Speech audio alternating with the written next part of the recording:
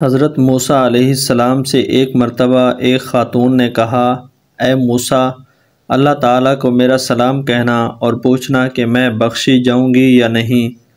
حضرت موسیٰ علیہ السلام نے اللہ تعالیٰ سے اس کا سلام عرض کیا اور پوچھا تو اللہ تعالیٰ نے فرمایا کہ میں نے اس عورت کو بخش دیا۔ حضرت موسیٰ علیہ السلام نے اس عورت کو بتایا کہ اللہ تعالیٰ فرما رہے ہیں کہ میں اس عورت کو بخش دوں گا، تو اس عورت نے کہا کہ میں نے تو 100 مرتبہ زنا کیا ہے، تب بھی اللہ تعالیٰ مجھے بخش دیں گے؟ تو حضرت موسیٰ علیہ السلام نے فرمایا، یہ تو مجھے معلوم نہیں، میں اللہ تعالیٰ سے معلوم کرتا ہوں۔ چنانچہ اللہ تعالیٰ کی بارگاہ میں عرض کیا، الہ العالمین، وہ عورت تو اس طرح کہہ رہی ہے۔